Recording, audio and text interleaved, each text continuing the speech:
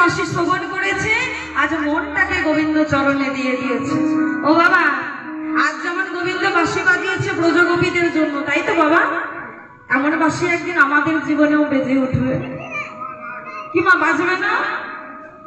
কি গো মা, বাজবে না আমার বাঁশি? এই বাঁশি একদিন আমাদের জীবনেও বাজবে। আর যেদিন বাঁশি বাজবে সেদিন ব্রজগোপীদের মতো আমাদেরকেও সাজতে হবে। কেমন ভাবে সাজতে হবে জানো?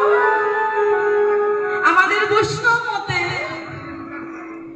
কপিন ধারা পড়তে হবে, মাথায় নামা বলে মানতে হবে, দাদার সঙ্গে তিলক করতে হবে, আর সমাধির মধ্যে ঢুকতে হবে। আমাদের জীবনেও যদি এই সংকেত বাঁশি বেজে উঠবে, সেদিন আমার গাড়ি, আমার বাড়ি, আমার সব কিছু ছেড়ে দিয়ে চলে যেতে হবে গোবিন্দ চরণে। তাই মাগো, যাওয়ার পথটা তো পরিষ্কার করতে হবে। কি গো মা, যাওয়ার পথটা তো পরিষ্কার করতে হবে।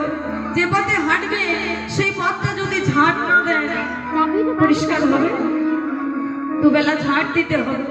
ঠিক তেমনই আমাদের গোবিন্দ চরণে বৈকুণ্ঠ ধামে যেতে গেলে কিচ্ছু করতে হবে না, শুধু হরে কৃষ্ণ নাম বলবে, শুধু হরে কৃষ্ণ নাম, আর কিচ্ছু বলতে হবে না।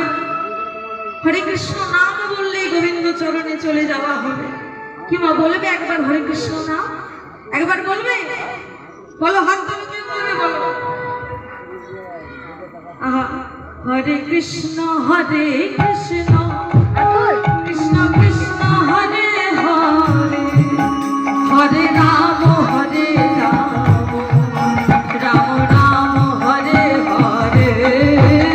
হরে কৃষ্ণ কৃষ্ণ কৃষ্ণ কৃষ্ণ হরে হরে, হরে রাম রাম, রাম রাম হরে হরে। হরে কৃষ্ণ